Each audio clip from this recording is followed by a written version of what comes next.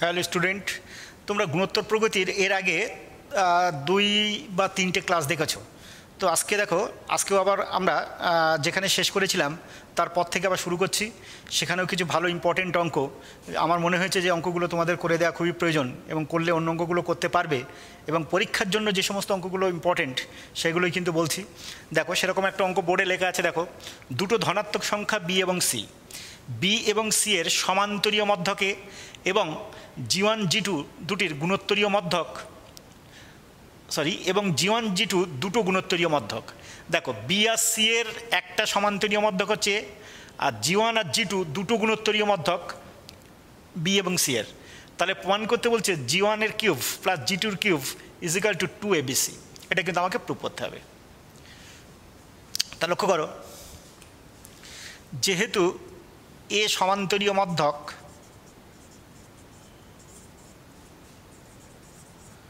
B এবং C এর, অতএব এ ইকাল টু বলা যায় B plus C by two. নিশ্চয়ই তোমরা জানো যে সমান্তরীয় মধ্যক মানে অ্যাভারেজ হয়। বি এবং সি এর সমান্তরীয় মধ্যক কিন্তু এ, তাহলে এ ইকাল টু কী বলতে পারবো? B plus C by two. আবার লক্ষ্য করো, বি আর সি এর গুণোত্তরীয় মধ্যক কিন্তু দুটো, জি1 একটা জি2। তো লক্ষ্য করো, যেহেতু জি1 আর জি2 গুণোত্তরীয় মধ্যক, তাহলে আমরা বলতে পারি এ কমা জি1 কমা জি2 কমা বি জিপিতে থাকবে। দেখো, লক্ষ্য করো, এ আর বি এর মাঝে গুণোত্তরীয় মধ্যকের সংখ্যা কটা? দুটো, একটা জি1 একটা জি2। তাহলে এ এবং বি এর মাঝে যদি জি1 আর জি2কে বসিয়ে দিই, তাহলে এটা কিন্তু কিসে থাকবে? না, জিপিতে থাকবে। তো লক্ষ্য করো, এটা জিপিতে থাকবে। আমাকে প্রুভ করতে হবে, লক্ষ্য করো, জি1 কিউব প্লাস জি2 তার cube equal to 2abc। G one এর cube plus জি2 cube equal to 2abc আমাকে প্রুভ করতে হবে। তো লক্ষ্য করো, দেখো, আমি কি বলতে পারি না এ কমা জি1 কমা জি2 জিপিতে আছে? অনেকগুলো সংখ্যা যদি জিপিতে থাকে, তার মধ্য থেকে যে কোনো সংখ্যক তারাও কিন্তু জিপিতে থাকবে। আমি প্রথম 3টে নিলাম, জিপিতে আছে। তাহলে আমরা সঙ্গে সঙ্গে বলতে পারবো, দেখো, জিপিতে যদি থাকে, সঙ্গে সঙ্গে আমরা কি বলতে পারবো?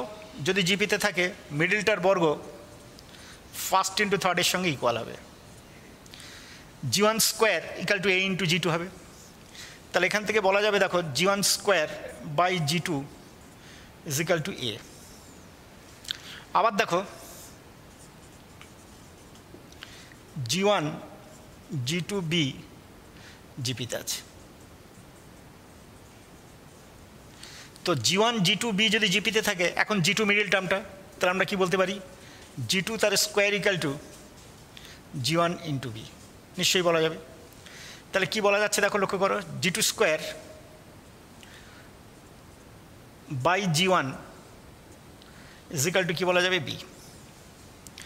এবার দেখো, এই যে কন্ডিশন দেখতে পাচ্ছ, A equal to B plus C by two, সেখানে তুমি বি আর সি এর ভ্যালু, আচ্ছা দেখো, জি1 এর cube plus জি2 cube is equal টু দেখাতে হবে 2abc।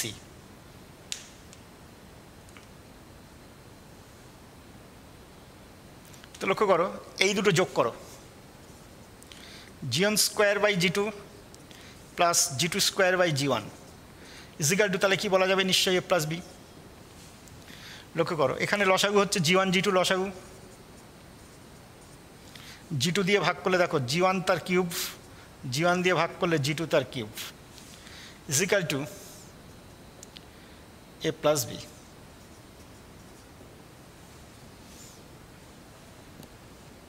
তাহলে এ প্লাস বি এর ভ্যালু পেলাম জি1 এর cube plus জি2 cube by G one জি2।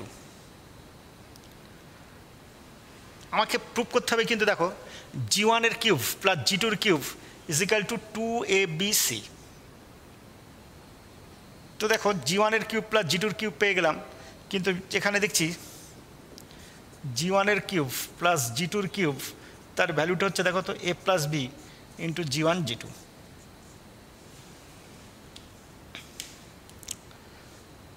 এবার দেখো, এখানে দেখাতে হবে 2abc, আর হাতে আমাদের শর্ত আছে a equal to B plus C by two. তো লক্ষ্য করো, এই অবধি লিখে রাখবে, তারপরে দেখো আমি কি করছি।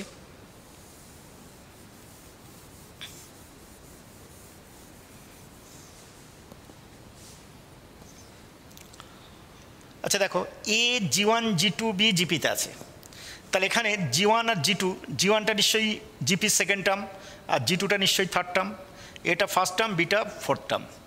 তাহলে এখানে লক্ষ্য করো, মনে করি সাধারণ অনুপাত আর,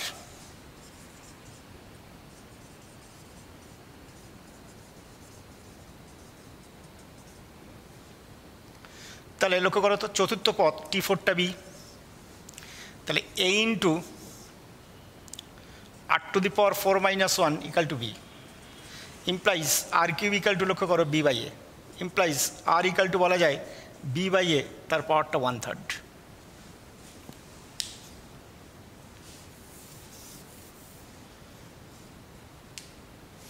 তাহলে জি1 ইজিক্যাল টু কী বলতে পারবো, নিশ্চয়ই a into b by a, তার হোল টু দি পাওয়ার 1/3। জি1 ইজিক্যাল টু, দেখো ফার্স্ট টার্মকে আর দিয়ে মাল্টিপ্লাই করলে সেকেন্ড টার্ম পাই আমরা, আবার সেকেন্ড টার্মকে যদি আমরা আর দিয়ে মাল্টিপ্লাই করি, এটাকে যদি আবার আর দিয়ে মাল্টিপ্লাই করি, এটাকে আর হচ্ছে এটা, তাহলে কী পাবো দেখো তো, বি বাই এর পাওয়ারটা 1/3, আবার বি বাই এর পাওয়ারটা 1/3 দিয়ে যদি গুণ করি, তাহলে নিশ্চয়ই বি বাই এর পাওয়ারটা হবে 2/3। তো দেখো আগে যে আমরা ক্যালকুলেশনটা করেছিলাম সেই ক্যালকুলেশন না করলেও চলবে। দেখো জি1 আর জি2 পেয়ে গেলাম, লেফট হ্যান্ড সাইডে ভ্যালুটা পুট করে দাও। দেখো লেফট হ্যান্ড সাইড জি1 এর কিউব প্লাস জি2 তার হোল কিউব। জি1 লক্ষ্য করো, জি1টা কী ছিল, এ ইন্টু বি বাই এ, তার হোল টু দি পাওয়ার 1/3, তাহলে কিউবিং করলে নিশ্চয়ই a cube into just b by a হবে। দেখো 1/3 পাওয়ার তার কিউব করলে just b by a, plus জি2র কিউব, এটার যদি গোটাটার কিউব করি তাহলে আমরা কী দেখতে পাচ্ছি, এ কিউব ইন্টু, লক্ষ্য করো কিউব করা মানে 3 কেটে গেলে বি বাই এ তার হোল স্কোয়ার, মানে থাকবে বি স্কোয়ার বাই স্কোয়ার। তো লক্ষ্য করো এখান থেকে পাচ্ছি দেখো স্কোয়ার বি, আর এখান থেকে পাচ্ছি দেখো এ বি স্কোয়ার। তো এখান থেকে দেখো এ বি কমন যাচ্ছে, এ বি যদি কমন নেই তাহলে পাচ্ছি কিন্তু এ প্লাস বি। লক্ষ্য করো কী পেলাম না, এ প্লাস বি। ওরা দেখাতে বলেছে দেখো জি1 এর কিউব প্লাস জি2র কিউব ইকাল টু 2abc। কোশ্চেনটা আরেকবার একটু দেখে নিই, মনে হচ্ছে কোনো প্রবলেম আছে সম্ভবত।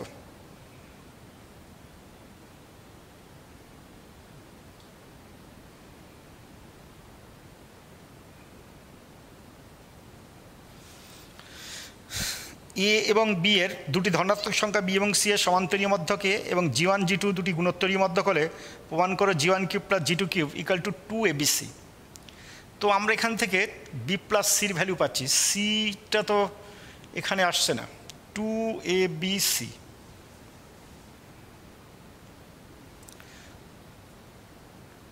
প্লাস বি, এ বি যদি কমন নিই এখানে কী পেলাম না, এ প্লাস বি। এখান থেকে তো পাচ্ছি আমরা 2a equal to B plus c, 2a equal to B plus c. কিন্তু আমাদের ক্যালকুলেশন করে এসছে, লক্ষ্য করো, a b into a plus b. ওরা দেখাতে বলেছে 2abc, তার মানে নিশ্চয়ই এ প্লাস বিটা 2c হবে, কিন্তু আমাদের এখানে বি প্লাস সিটা 2a। তো কোথাও একটা প্রবলেম হচ্ছে মনে হচ্ছে। ঠিক আছে, তোমাদের এটা 24-এর অঙ্ক, এটা তোমরা একটু দেখবে, কোথাও মনে হচ্ছে সম্ভবত প্রবলেম আছে।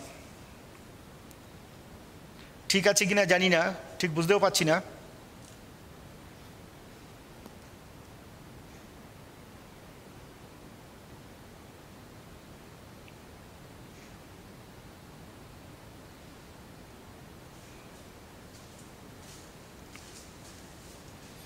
আমি কিন্তু কোনো ভুল খুঁজে পেলাম না।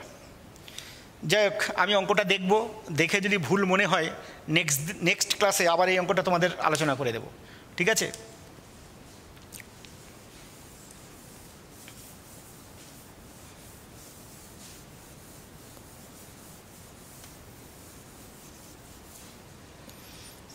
দেখো তারপরে খুব ভালো আরেকটা প্রবলেম দেখো।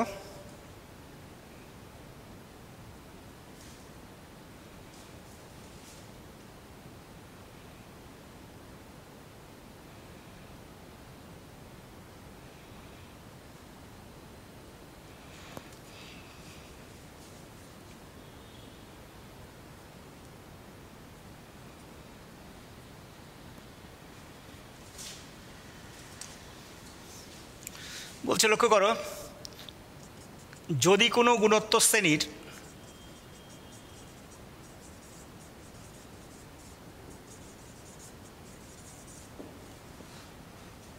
প্রথম n 2n ও 3n সংখ্যক পদের সমষ্টি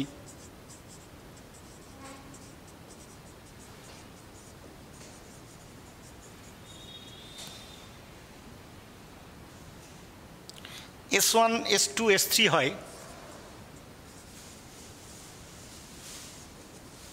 তাহলে দেখাও যে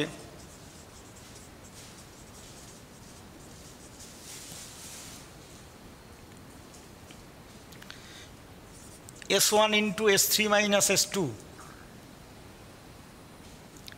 is equal to S2 minus S1 তার হোল স্কোয়ার। এটা কিন্তু দেখাতে বলছে। লক্ষ্য করো, S1 into S3 minus S2 equal to S2 minus S1 তার হোল স্কোয়ার। এটা কিন্তু জাস্ট একটা ক্যালকুলেশনের অঙ্ক, তোমরা কিন্তু একটু মনোযোগ সাথে ক্যালকুলেশনটা দেখবে। দেখো, কোনো গুণোত্তর শ্রেণীর প্রথম n সংখ্যক পদের সমষ্টি S1, 2n সংখ্যক পদের সমষ্টি S2 ও 3n সংখ্যক পদের সমষ্টি হচ্ছে S3। তোমরা ধরে নাও, ধরি প্রথম পদে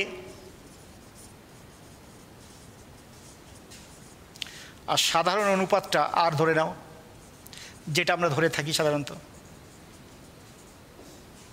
তো লক্ষ্য করো, n সংখ্যক পদের সমষ্টি ওরা S1 বলছে, তাহলে S1 ইকাল টু কী বলতে পারবো? a into r to the power n minus 1 by r minus 1, তোমরা জানো। S2টা কী বলতে পারবো? 2n সংখ্যক পদের সমষ্টিটাকে ওরা S2 বলেছিল, তাহলে a into r to the power 2n minus 1 by r minus 1। S3টা হচ্ছে, লক্ষ্য করো, 3n সংখ্যক পদের সমষ্টি, তাহলে কি বলতে পারবো? a into r to the power 3n minus 1 by r minus 1। অর্থাৎ S1 S2 S3-র ভ্যালুগুলো আমরা জেনে ফেললাম। এবার আমাকে প্রুভ করতে হবে, দেখো এটা ইজিক্যাল টু এটা। তাহলে তোমরা বুঝতেই পারছো নিশ্চয়ই, লেফট হ্যান্ড সাইডে আমরা মানটা পুট করব, আলাদা করে রাইট হ্যান্ড সাইডে ভ্যালুগুলো পুট করব। ক্যালকুলেশন করে দেখাবো আমরা দুটো নিশ্চয়ই সমান হচ্ছে। তো লক্ষ্য করো, লেফট হ্যান্ড সাইডে কী ছিল? S1 into S3 minus S2। S1 মানে a into r to the power n minus 1 by r minus 1 into, লক্ষ্য করো, S3 মাইনাস S2। S3টা কি দেখেছি? a into r to the power 3n minus 1 by r minus 1 minus S2 কি দেখেছি? a into r to the power 2n minus 1 by r minus 1। লক্ষ্য করো ক্যালকুলেশনটা কীভাবে করবে? a বাই r মাইনাস 1, এখানেও দেখছি a বাই r মাইনাস 1, তাহলে a by r minus 1 common নাও। তাহলে a বাই r মাইনাস 1 যদি কমন নেই, এখানে পড়ে থাকলো r to the power 3n minus 1 minus, এটা পড়ে থাকবে মানে minus r to the power 2n plus 1, plus 1 minus 1 কাটলো।